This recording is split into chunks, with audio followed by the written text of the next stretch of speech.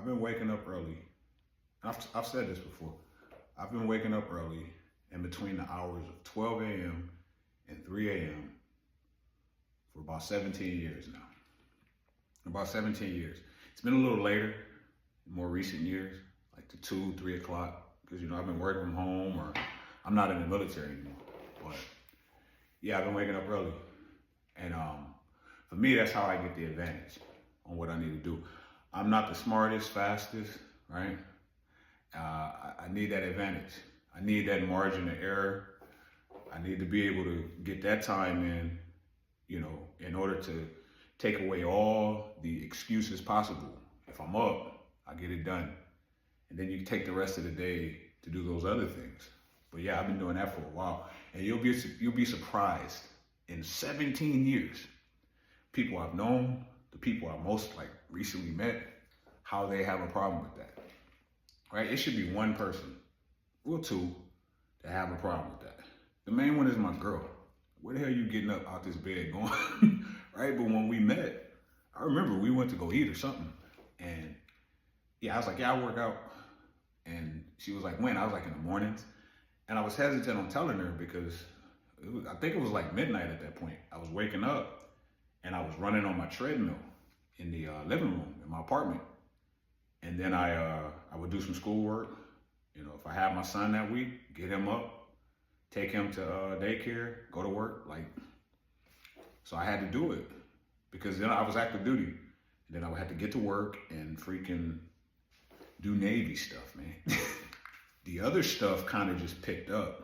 It was when I had my son, to be honest with you. See, I started waking up early 2007.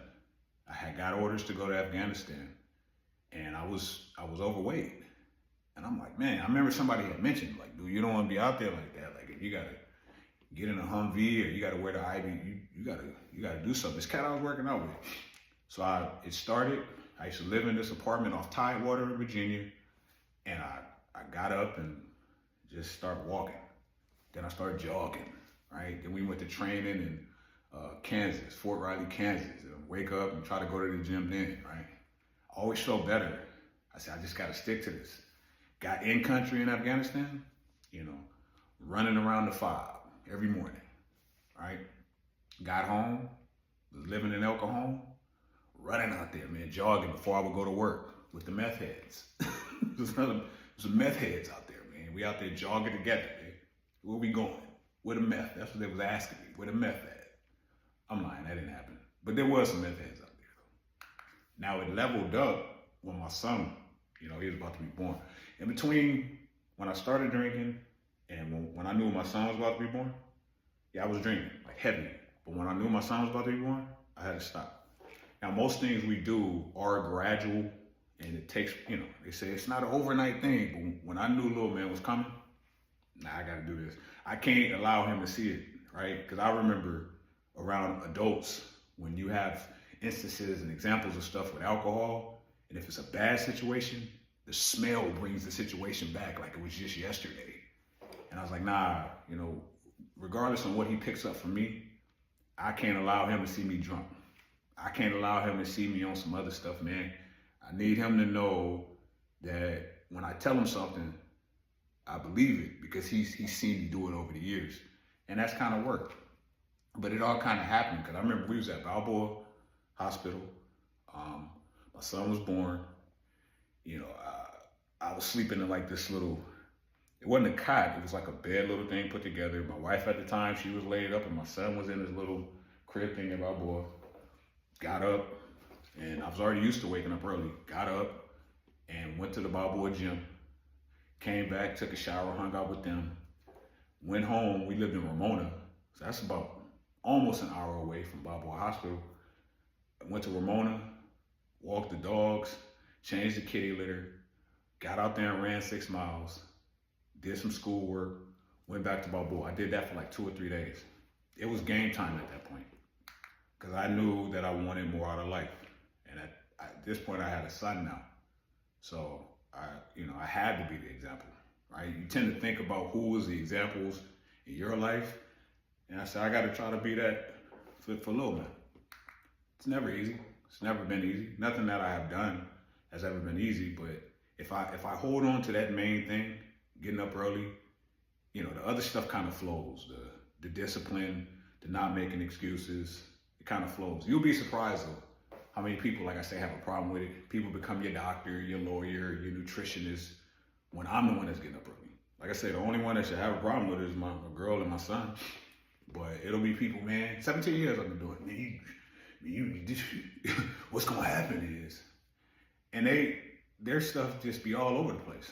Lives in complete disarray. But it's not because I'm doing anything to harm them. It's not like I'm waking up and I'm making noise, keeping people up. No. Even on the ship, I would get up, be kind of quiet, lowering my rack clothes. I wasn't trying to wake nobody up. But it's because a lot of us want to do things. And when we see other people doing them, if we are thinking we got to take on what they're doing in order for us to make it happen, and it's not something we want to do, nah, we don't want to see them do it either. I rarely get sick. Usually once a year, if that. Now, that once a year is usually for like 3-4 days. I'm just like, fuck. Like, right? It felt probably like COVID before COVID happened type stuff, but I still get what I need to get done. But it's not like, you know, some people get sick all the time, if you notice. It's flu season, they get that, they got the cold, they always, man, it's causing people to miss work. I rarely get sick. And I think that has to do with, you know, my exercise, the way I eat. I take all my vitamins. But if I know that at least that is something that is a benefit of me waking early and doing the other stuff, why would I stop doing that because somebody got a problem with it? The education, the certifications, my time in the military, the transition from the military, my credit score, my everything is a result of my exercise, my waking up early. It established the discipline. That's it. Like there's no cheat code. There's no magic pill, man. Like I know people that'll be like, man, I was gonna post this, but people be hating so much. I'll be like, nah, fuck them, post it. Just give the details. Give the details and then be available. Now, it might not be something people want to use, but if you post, hey, man, this is how I did this, give the details, put the links in there, make it available. Like if somebody asks you, here's how I did it. Don't, like I'm not about to water things down and sugarcoat it. I'm going to tell you exactly what I did, why I did it. Now you got that. You can use it if you want. But no, put the information out there. We need change out here. Look around, man. Look around what's going on. But waking up there early taught me one thing, man. Like, when you start different things in your life, right? Maybe joining the military, maybe leaving the military, maybe going to school, maybe living a healthier lifestyle. You're going to have to become a newer version. Ain't no way around it. Because if not, if you think you can bring some of that old shit with you into the new endeavor, you're going to revert back. I know plenty of cats I used to work out with that have reverted back to how they were before we started working out. Same habits. And you got to let that stuff go. So if you're going to start going to school, you got to be the newer version of the person that's going to school. If you're about to get this promotion at work, you got to be that newer version, right? If you're about to career pivot, you got to be that newer version. If you're thinking you're going to bring that old stuff into the new area, it's like you got to take your shoes off before you walk into the house on the carpet, or you're going to track that dirt in there. Stop expecting people to understand it. Tell them what you did. That's all you need to know. Once you tell somebody the blueprint, you did your part. Most people don't do that. Most people out here selling you stuff. You tell them, you move the fuck on. But I hate to say this, especially now where we're on this be nice, be kind, and a lot of people, man, they looping in there with that bull crap. Basically, like, no, I need you to tell me what I want to hear, not what I need to hear. And I don't want to hear that I got to change. So, yeah, nah, don't sugarcoat it. Tell them. And if somebody is close to you and you're not telling them what they need to hear, y'all not friends, man. Y'all not cool. They be the worst ones, man.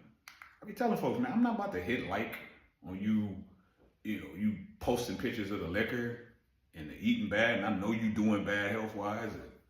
I'm not about to enable that. I'm not about to be like, that look good, or 100. I'm not liking none of that. That don't mean I dislike you as a person. Actually, I care about you if I don't say anything about that. But I'll reach out to you behind the scenes and be like, yo, that's fucking stupid. It is, man. You know that you are not in the position to be doing this stuff, but you are. You got to stop. I let all them other folks hit like and enable and justify that for you.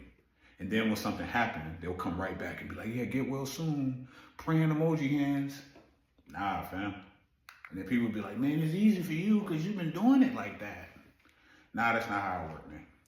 As we know on social media, when you post that new out there, that announcement, I lost 5 pounds, but who put the 5 pounds on you? We never talk about that, right?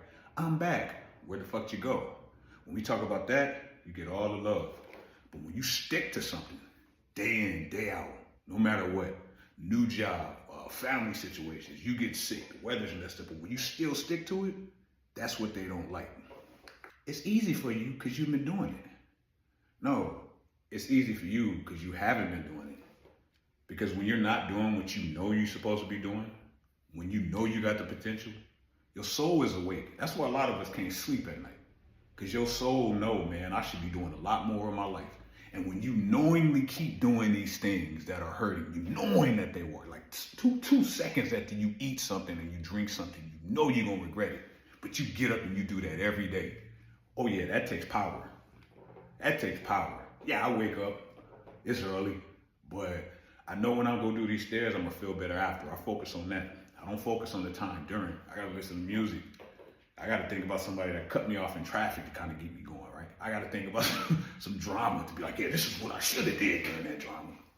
But now, when you knowingly keep doing these things that are hurting us, and in some cases slowly killing us, oh, that's power, man. That means I can't do that. All you do is work out. Like, people will joke on you for getting up early, for working out, for taking advantage of shit that most people would like to take advantage of. Just Google top 10 New Year's resolutions. What's on there? Everything that I'm doing, right? I looked at the list years ago and I said, I'm gonna do this shit. I gotta do it. You feel better. And then once you do one, it'll kind of give you the tools that you need in order to do the other one. And then you just post that. You share the details and you move on. All you do is work out. People be having problems with this and they gotta wake up to see me post a workout. I'm already done by then. Oh, look, you're working out. Here you go. I've been done 2 hours. I'm up before East Coast folks, all of the West Coast folks. Why does it bother you? We got to realize, man, some people want to be in good shape, especially as you get older. Some people want the education, man. Some people want the credentials. Some people want to be able to put doctor in front of their name. Some people want a good credit score, especially when you got to buy a home. Some people just don't want to be out here talking, right?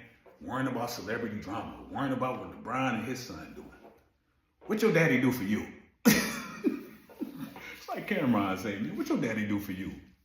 Some of us just want to get out here and we get it because that's the peace. That's how you sleep well at night.